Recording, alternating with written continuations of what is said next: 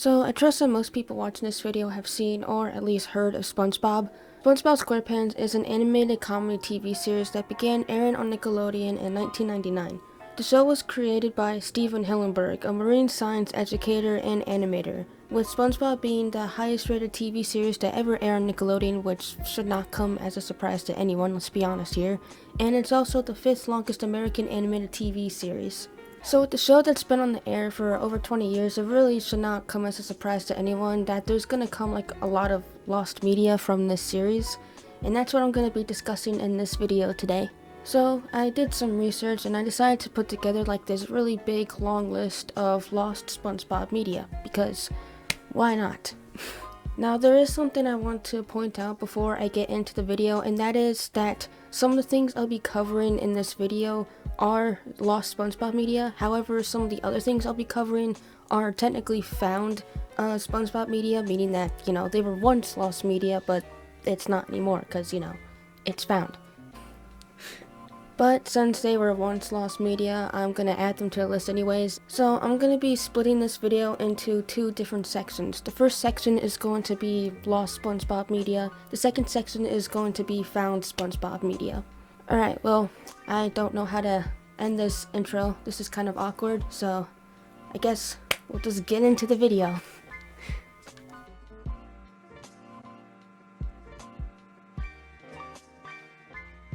SpongeBob SquarePants in the Nicktoon Gravjet racing game was a planned racing game that was scheduled to be released in 2009. The game not only would have featured characters from SpongeBob, of course, but it also would have featured other characters from other Nicktoons TV shows, such as Back at the Barnyard, Ren and Stimpy, and Fanboy and Chum Chum. The name of the game, developers, and publishers haven't been revealed, but we do know that the game was supposed to be released for the PC and Xbox 360. Now, I wasn't able to find much about like the gameplay of this game, but what I could find is that apparently it was supposed to be similar to like Mario Kart, where you could like throw weapons out of your carts or whatever, and then like the people behind you would go spinning and stuff. I don't know, man. I don't even play Mario games that much. Don't judge me. Now, due to financial difficulties, the game sadly ended up being cancelled, which is honestly unfortunate because this sounds like it would have been a really fun game to play, and I genuinely think I would have had a lot of fun with it. Also, while no builds of the game exist online, there are screenshots which I've obviously been showing throughout this segment.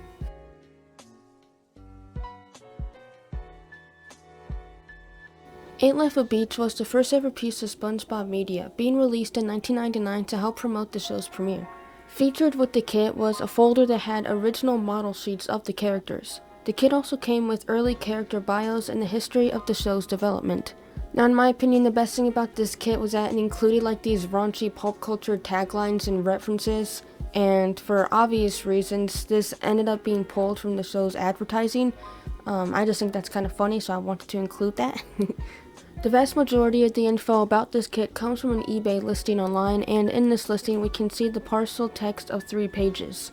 Now, since 2004, more of these kits have been made, but these kits are pretty easy to find since they were released like well after the show became popular. However, unfortunately, the same cannot be said for the 1999 kit. Because this kit was released before the show even premiered, it's like near impossible to find this kit online. Which really sucks because they look really cool and I kind of want one.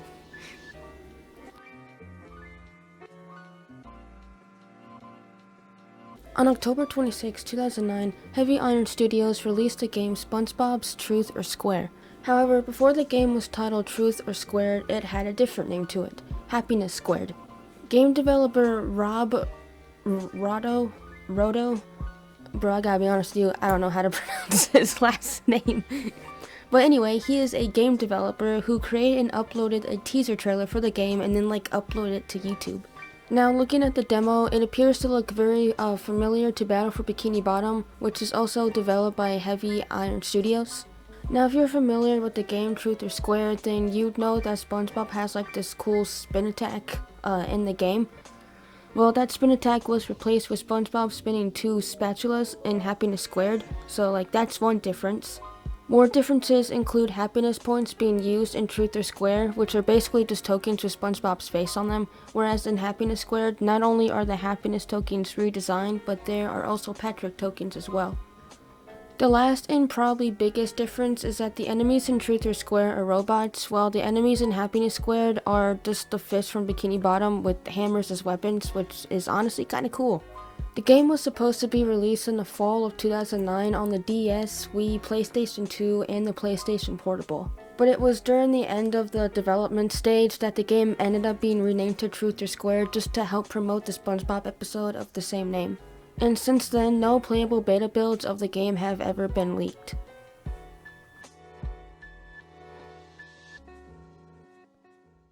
Shanghaied is a Season 2 episode of Spongebob that premiered on Nickelodeon in 2001. To quickly sum up what the episode is about, basically Spongebob, Patrick, and Squidward get captured by the Flying Dutchman. He then tries to eat the trio, before giving them 3 wishes. They waste their first 2 wishes before it's up to Spongebob to give the last wish. Spongebob wishes that the Dutchman was a vegetarian, his wish is granted, however the trio also gets turned into a bunch of fruit and then the Dutchman eats them.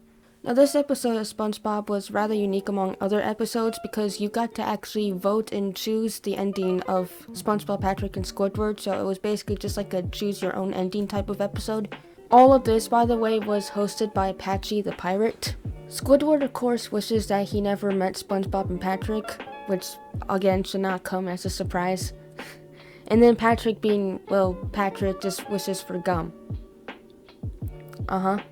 SpongeBob's ending, unsurprisingly ends up being the winner, and his ending has been the one to always show on reruns of the episode ever since. The uncut version of the episode that includes the voting segments along with the other 2 endings were both released on DVD box sets. The patchy segments that would have been used had Squidward or Patrick won the contest cannot be found though. Now, as stated before, the uncut version and all 3 of the endings were released on DVD. This DVD was the Sea Stories DVD that released in 2002. They were also released in 2009 on the first 100 episodes DVD box set. Despite all of this, the missing patchy segments were nowhere to be found on any of these DVD releases.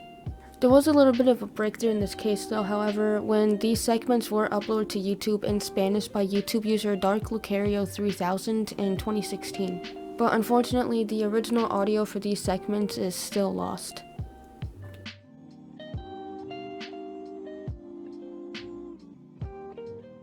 From 2008 to 2013 was a flash game on Nick.com called Cartoon Creator. The game was just as the name suggests, a cartoon creator. Users could choose between different SpongeBob characters and drag and drop them into different backgrounds. The game would then give you different types of movement options to give your character, which you could then record them doing. You could also do other things such as create fish avatars and add your own props. Animations could also be uploaded on Nick.com for others to watch. Being released on the English version of the Nickelodeon website in 2009, Cartoon Creator was active until January of 2013. It was at this point where the game was randomly replaced with a picture saying it was offline. This picture remained on the page until 2014, when the page got completely removed after Nick.com got rebranded. A much simpler and limited version of Cartoon Creator was remade in 2017. This remake also included a Loud House version as well.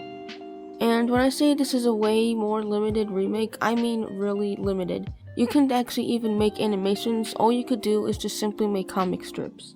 And then to make matters worse, you also couldn't publish the comics online for others to see. For a while after its removal, the game was still available at, well, this website until 2016. There are still some archived versions of Cartoon Creator that still exist, although you can't really do much as you can't do anything past the avatar menu.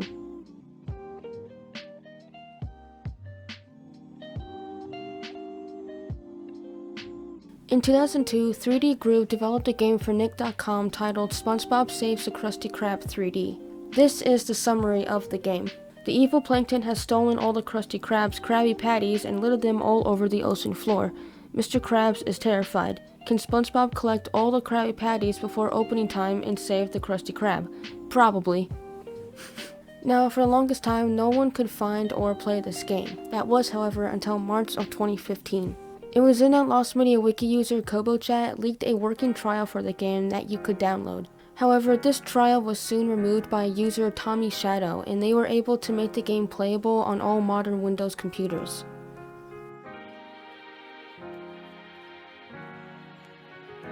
In 2007, the Xbox Live arcade game SpongeBob SquarePants Underpants Slam was released. This action puzzle game was developed by Blitz Games and published by THQ. In 2013, both Blitz Games and THQ shut down, and as a result, the game was no longer available for sale anymore on the Xbox Live marketplace. Now, despite this, the game was never actually considered lost media. It was more just considered inaccessible, if that makes sense. This is because many people still had the game, as they had it downloaded on hard drives. The game was just simply not available for purchase anymore for those who didn't already have the game. The game was leaked, however, in March of 2016, and in April of 2018, the game was made available to purchase on the Xbox Live Arcade Store by THQ Nordic.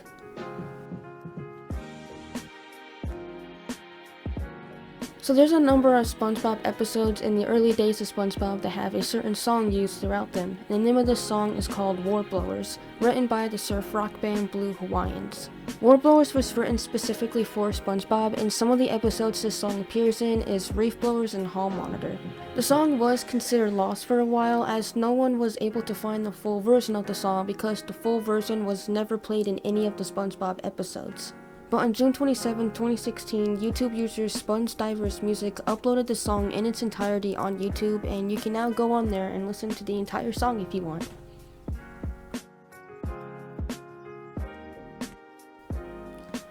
I really hope you guys enjoyed today's video. Obviously, in case you haven't noticed already, this video is a little bit different from my past videos because I'm on camera now. If you don't know what I looked like before, this is my face, this is what I look like, so hey there.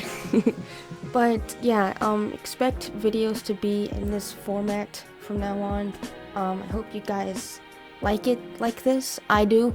And if this video seemed like a bit rushed, it's just because of, I don't know, my nervousness of being on camera, I guess. So hopefully this is something that I will get better at with more experience. If you guys have any video suggestions for me, like on lost media, or I do plan on making iceberg videos, that's actually going to be my next video, is an iceberg video, then make sure to email me at bluephantomofficial@gmail.com.